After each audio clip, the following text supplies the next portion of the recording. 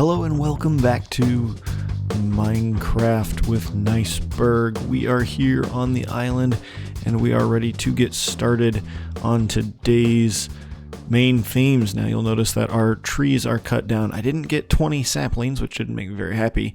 Our trees are cut down. We've taken another harvest of sugarcane and we're hanging out here by the cow pit because we have needs for leather today. So let's go ahead and get started, see how much leather we get as we thin the herd here, and hopefully we get enough for the project. Here we go.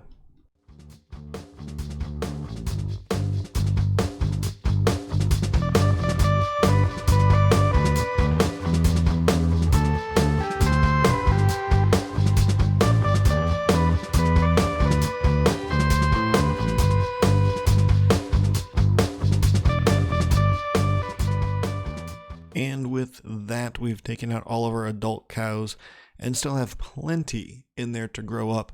We got almost 2 full stacks of raw beef and a stack plus of leather, which is perfect. That means we've got enough leather. We should have enough wood. And when we pop over into the house here, we'll get our sugarcane stores. It is time for us to get our first enchanting table. Okay, I've gone ahead and made up the bookshelves. We are still missing 2 very important things though. Well, one very important thing, and that is obsidian. We do need, unfortunately, to get some obsidian, and there are not very many places that I have identified to find obsidian. We really need to go find 4 lava sources. And I know that we've got at least 1 down here that we can get to. And we're going to have to go hunting for a couple of others because I just can't find any. Alrighty, hot stuff. Advancement made. So there is 1 bucket of lava, which we can drop right here and make a piece of obsidian out of. Let's go ahead and mine it up. Ice bucket challenge as well. That's the first piece of obsidian that we've grabbed. So I started thinking about this, and if you remember, there's a ruined portal over here somewhere, and there was some lava coming down the hill. So we're going to shoot over there and see if we can get enough obsidian for that enchanting table.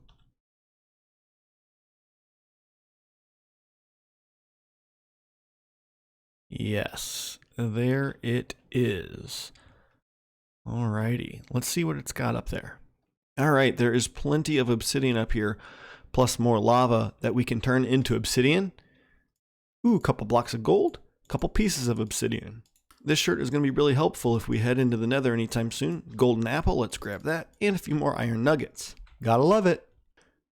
Even though we only need just 1 more piece of obsidian now for the enchanting table, we do have 23 durability left on the diamond pick, so I'm going to grab more than that. I'm going to use the water trick here. You put the water bucket down, and then it protects you a little bit, protects your obsidian from getting burnt up. It'll make turn the others into obsidian, and if there happens to be any lava underneath, it'll cover that up. So your obsidian doesn't drop into lava when you mine it. Now, if it happens to jump up over the top, that can happen sometimes, that it gets in the wrong direction when it pops off, but you run the risk of losing fewer obsidian this way, and as long as it takes to mine 1 block of obsidian, especially without an enchanted pick, you do really want to protect it.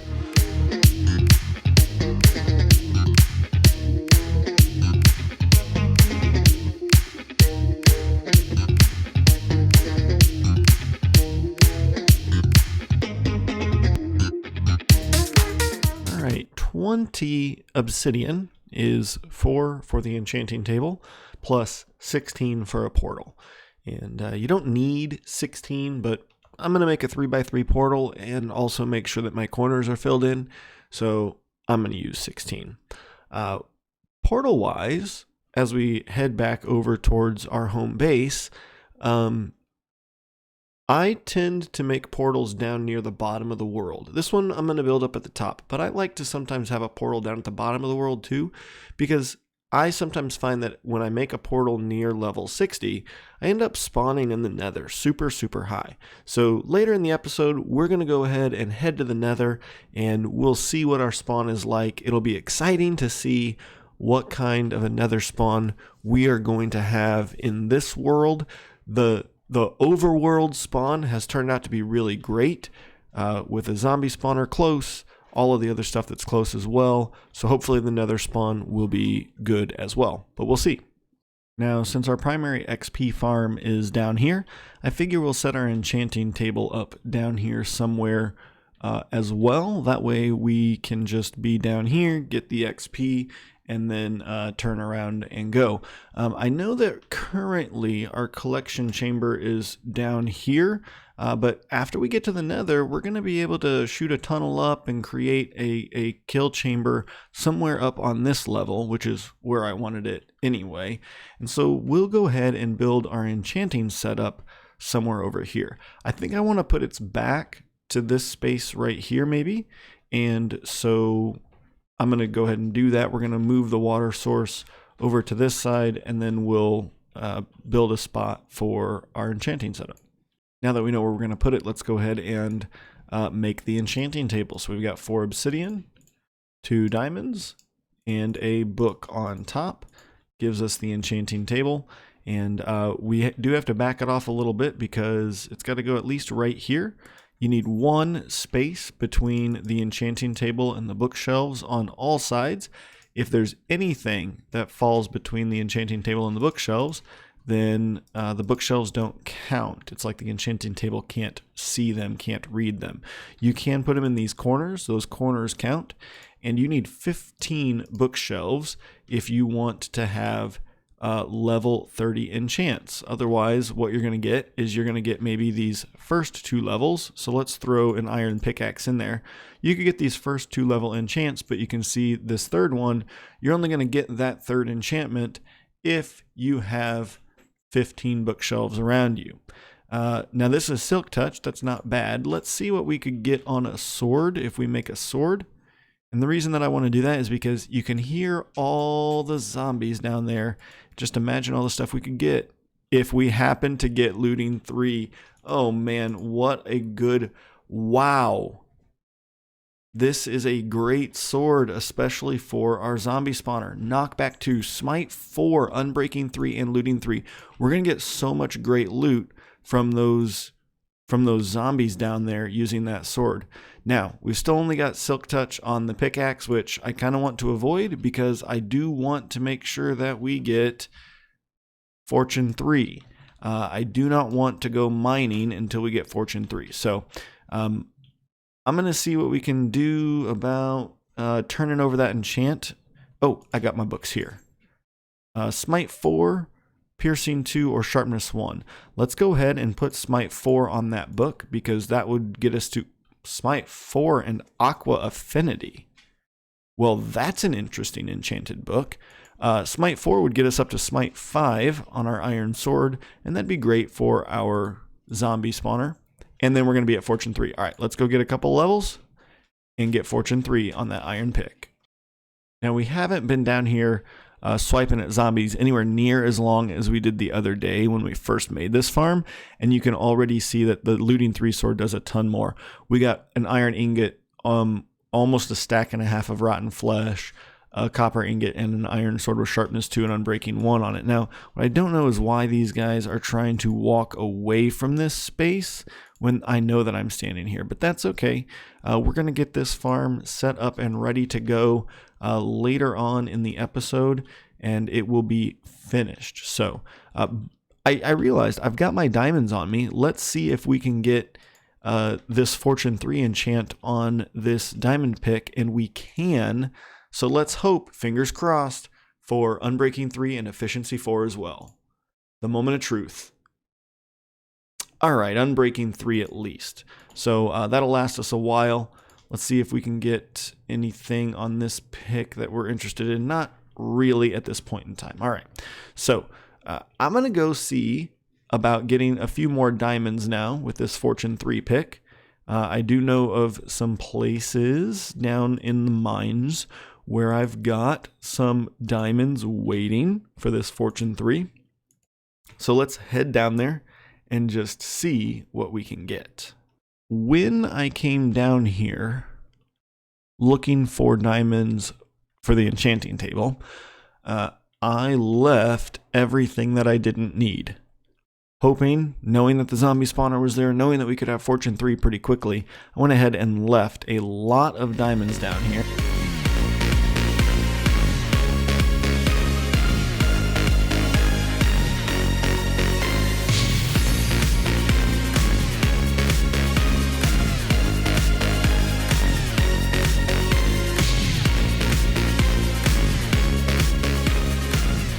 We are up to 35 diamonds already. We have already in this episode enough diamonds for a full suit of diamond armor, and we have the enchanting setup ready to go. We could get our enchanted diamond armor before we go to the Nether for the very first time. I don't think I have ever done that in a playthrough of Minecraft. I've never had a full set of diamond armor before I'm even ready to go to the Nether for the first time. So you are seeing a first for Niceberg on this channel right here. And that looks like probably all there's going to be around this area. On my way back, I stopped by the zombie spawner and went ahead and got up to level 30, dropped a few things off in this chest here, and let's go ahead and make our first set of diamond armor. Boots, chest plate, pants, and helmet. What a day, and 11 diamonds left over. So exciting. So we are going to leave right now the chest plate on because I really want to get this enchanted this episode. But before we do, it's kind of a pain having to swipe my zombies so much. So let's go to the Nether. Let's find some soul sand. And let's go ahead and get the zombie spawner set up the way it was meant to be. This is exciting, ladies and gentlemen. Here we go, our first trip into the Nether.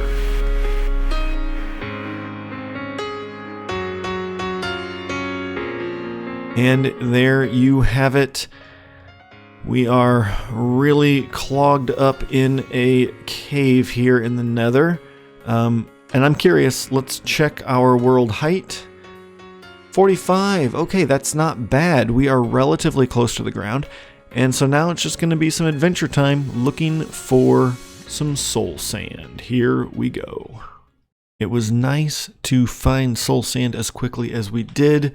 I'm a little nervous about this spawn and our ability to navigate well and find a nether fortress in a timely fashion. So we'll hold off on that for another day of nether exploration. Like I said, today was all about getting in and finding a little piece of soul sand so that we could finish off that zombie farm in the right way. And so it is time to head back. One of the worst things ever has just happened. My nether portals, for some reason, are not linked. And they're not linked by a good amount. That is so interesting. All right, well, we're going to have to figure out what the deal is with that, because that is not going to work for me. Since we're going to do some work on the spawner here, we need to turn it off. So we'll just pop over, take out the glass pane in the middle bottom of each side, and replace it with a torch. And that should give enough light on the inside that it will turn the spawner off, and we will be able to work without being attacked by zombies. So let's go clear them out, and then we'll get started. Now that they're clear, and we're not going to get any more spawns, we need to get our item collection moved. Carrot! Yes, excellent. That is perfect. We need to get item collection moved. So let's empty our inventory for a moment here. Or at least empty it of a lot of stuff. And let's clear this chest and get it moved to the top, because we're going to have to do some work down here. And we don't want this chest, these blocks, or those hoppers in our way. I also moved this chest over here because I think that somewhere around here is where I'm going to go ahead and have the zombies drop down. So let's go back down to where we were collecting them. And at this moment right here, we're actually going to move a tunnel up. So we're gonna make a tunnel up right here, and hopefully, oh, we need some. I want to use deep slate brick here. Deep slate brick and glass, regular glass, are the two things that we're going to be using to create sort of this tunnel here. In that hole, from that hole, I'm going to go ahead and make sure that this is glassed around to the top, wherever that's going to go through. So let's find out where that's going to be. So we will be seeing our zombies shoot through there. Now, once this is all put together, zombies are going to fall down and land on a half slab right here. We are down here where our zombies will come through and get swept up into the tube. Now we need to do a little bit of work up at the top there, and this is going to be done very, very quickly. Both of our tubes are now totally deep slate brick, and so those are ready to go. And before we go ahead and finish this off, we are about to make our first Bubblevator of the world. So let's have a quick conversation about water sources and Bubblevators. So first of all, here is an infinite water source. So if I dump water in and I pull it out, it replenishes and it becomes what we call a water source block. So I can always get water from that water source. A water source block produces running water.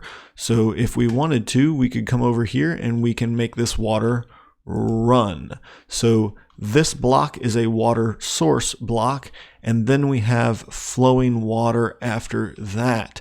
Bubblevators only work in source blocks. So we're going to create a Bubblevator where our scaffolding is, which means that every single block of water along the way here has to be a water source block. It can't be flowing. And so we need to either A, go through this entire tunnel and place one water source along each. Whoa, hello, Mr. Zombie. Where's my sword at? As I was saying, either we have to place a water source at every single one of these blocks, or we need to come up with a more creative solution. And before we do this, I've gone ahead and blocked in now the scaffolding, because we're going to come out over where the zombies will come out when we're done with this. And so let's climb to the top of the scaffolding. And up here at the top, we're going to get caught in the water stream. And we're going to have to fight it just a little bit here, because we need to drop back down. And so at this point, what we're going to do is we're going to take one water source block and place it right underneath that sign. And it's going to fall down on us. And then we're going to need to go as quickly as we can to destroy this scaffolding so that we don't die. There we go. Let's step out of the water. And the water has come down. It's stopped by these signs, but this is all falling water. I can't fill a bucket with it. So what we're going to do is we're going to place our soul sand at the bottom. Now, if this is bedrock, when I made a Bubblevator the other day in bedrock, I couldn't place kelp on soul sand, but in Java you can. And as soon as you place kelp and then break it, you turn that block into a water source. So I can now get water from that soul sand block, and you can see that now it's turned into falling water because I took the water source away. So we are going to create a kelp tower all the way to the top. What has just happened here? What's going on? We're going to create a kelp tower to the very tip top of this space here. And we'll know we're at the top when we start to get swept over. There we go. Let's catch our breath. And then we're going to go back down and break that kelp tower. And then every single block in this tower, in this tube, will be a water source block. And so what we'll see, as soon as I break this bottom kelp, we'll see all of it shoot to the top because it's being Bubblevated up. And we've lost it all. It's not there. So now we'll step in and let's make sure that we are all hungered up. We shouldn't die. I did something special to make sure that we don't, but now we Bubblevat to the top. We get pulled across just like the zombies will. They'll get pushed across here, and then they will drop right down here. Now, instead of dropping into a water source, though, they are going to drop onto that slab right there, where they will take as much damage as possible, and hopefully there'll be a one-hit kill. So let's see how this works. There goes our first one, and then pretty soon we'll see them drop over here onto the slabs, and if I've done this at the right height, they will survive, and we can come over and 3 punches, or if we go get our sword, we'll be able to take care of him in 1 swipe with our sword. Well, it feels like we got quite a bit done today in this episode. Our zombie XP farm is now as complete as it's going to be, and we are getting those zombies spawning like crazy. We've got our enchanting setup right here, and we made our first just little bit of a excursion into the nether, so that is exciting.